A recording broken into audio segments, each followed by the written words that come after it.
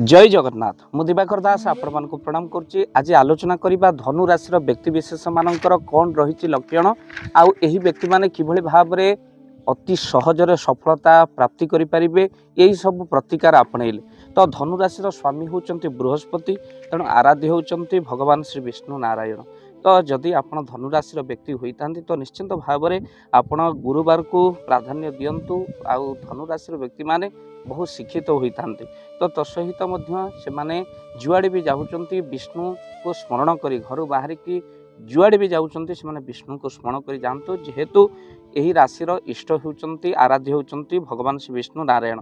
एमाने रंग होती हलदिया, तेणुक आप निश्चिंत भाव में हलदिया रंगर वस्त्र को गुरुत्व दिंतु। आउ तसहित गोटे हलदिया रंगर रुमालटी आपण कार्यक्षेत्र जातु, पढ़ा लिखा आपण होइथांतु।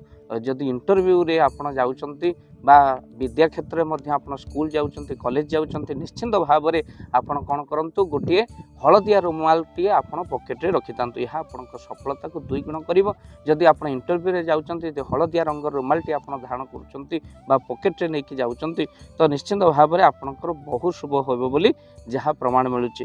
तो आपणकर रूम रे सरस्वती गणेश को रखी विद्या पाठ करंतु। किंतु धनु राशि व्यक्ति माने जदि शरीर असुस्थ है बहु समय ताहा लंगरिंग करे बा बहु समय पर्यंत रोग छाड़बार ना धरे ना। तेणु आपणकर शुभ रंग होउचंती हलदिया, तेणु हलदिया को गुरुत्व देवा सहित आपणकर शुभ तारीख होउची 5, 9, 15, 16, 22 और 26 यही तारीख रे जदि आपणकर गुरुवार पड़ी जाइए जानतु यह महासंयोग बोली जेकोसी कार्य करेंगे आपणकर निश्चिंत भाव में शुभ हे बोली जहाँ विचार रही। आउ बा अंक होती आपणकर 9, 12 आपड़ जेकोसी भाव में 9, 12 थिबा जदि सब अंक मिसी 12 होउथिबो यही संख्यार गाड़ी आपड़ किनीपारे।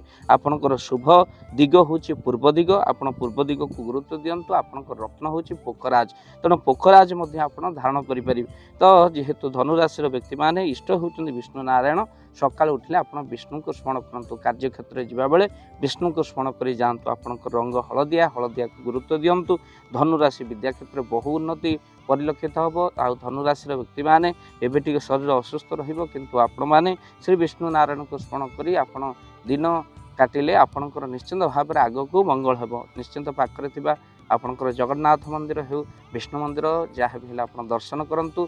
जहाँ आपणकर राशि रे अछि खराब चलछि ताहा भलरे परिणत हो। तो निश्चिंत भाव में धनु राशि व्यक्ति माने सबले गुरु को स्मरण करंतु। गुरु करबा निहाती आवश्यक अछि। तो आपण मान जदि गुरु करबा को चाहूचंती आपण निश्चिंत भाव में हनुमान को पूजा करंतु। जय जय हनुमान गोसाई कृपा करहु गुरुदेव के नाई। हनुमान को कृपा हेले गुरु आपन को निश्चिंत भाव में मिल जाए। समस्त दुख कष्ट को निवृत्ति पाई धनुराशि व्यक्ति माने घरे हनुमान चालीसा पाठ करंतु। आउ जदि आपण सुंदरकांड पाठ करबा पई घरे चाहूचंती तो निश्चिंत भाव में आपण मान जदि घरे सुंदरकांड पाठ करबा पई समस्त संकट दुख कष्ट जेकोसी राशि व्यक्ति माने जदि हनुमान चालीसा घरे करती तार समस्त रोग दुख कष्ट दूर हो जाए। तो निश्चिंत भाव में जदि आपण माने आम द्वारा घरे हनुमान चालीसा सुंदरकांड पाठ करने चाहूँगी तो निश्चिंत स्क्रीन रे चली नंबर कॉल करंतु। आम टीम सब पहुँचबू आपण घरे आउ निश्चिंत सुंदरकांड पाठ करूँ। धनुराशि व्यक्ति माने निश्चिंत बहु सफलता लाभ करेंगे घरे जदि सुंदरकांड और हनुमान चालीसा पाठ करते। तो निश्चिंत फोन करंतु आपण स्क्रीन रे चलता नंबर। आपण दुखी अरक्षित लोकों साहाय्यर हाथ बढ़ातु, सहयोग करंतु। धनुराशि व्यक्ति आपण 2024 अति मंगलमय हो। महाप्रभु आपको कृपा करंतु, श्री विष्णु नारायण कृपा करंतु। निश्चिंत वीडियो को शेयर करेंगे, चैनल रे जदि नुआ चैनल को निश्चिंत भाव में सब्सक्राइब करेंगे। जय जगन्नाथ, जय पंचशखा। जय जगन्नाथ। धन अर्जने धर्म करी धर्मे प्राप्त नरहरि। जदि आपण मानक धन कौनसी गरीब असहाय रोगी मानक सेवारे लागि परिला जानतु आपणकर रोजगार सार्थक हो गला। आपणकर धनर मध्य बहुत महत्व रहिला। तो आज आपण माने जदि चाहूचंती आपणकर से धन महत कार्य लागू। जेमिति कि आमे गोटे आम्बुलांस करिचु, जो आम्बुलांस प्रतिदिन किछि असहाय रोगी मानक मेडिकल रे पहुंचाए। किछि गरीब अनाथ शिशु मानक मध्य आमे वस्त्र दान करू। किछि रोगी मानक पाखरे पहुंचू जो माने बहुत रोगरे पीड़ित से मानक पाखरे आमे किछि अर्थ आ गरीब लोक मानकू सहायता प्रदान करू। ये किछि दिन पूर्व आपण माने सहयोग कले आमे मध्य किछि कंबल असहाय मानक पाखरे जाई पहुंची बांटी थिलु। आपण को कृतज्ञता ज्ञापन करने सहित जदि आपण चाहूचंती आपण को धन आम द्वारा कौन महत्व कार्य लागू तो स्क्रीन रे चली नंबर रे निश्चिंत आपण कॉल करंतु। ଆଉ ଆପଣଙ୍କ ବିବାହ ବାର୍ଷିକରେ, ଆପଣଙ୍କ ପିଲାମାନଙ୍କ ଜନ୍ମରେ, ଶ୍ରାଦ୍ଧରେ ଯଦି ଆପଣ ଦାନ କରିବାକୁ ଚାହୁଁଛନ୍ତି, ଆପଣଙ୍କ ପୁଅ ନାମରେ, ଝିଅ ନାମରେ, ସ୍ତ୍ରୀ ନାମରେ ନିଶ୍ଚିନ୍ତ ଭାବରେ ଆପଣ ଦାନ କରିପାରିବେ।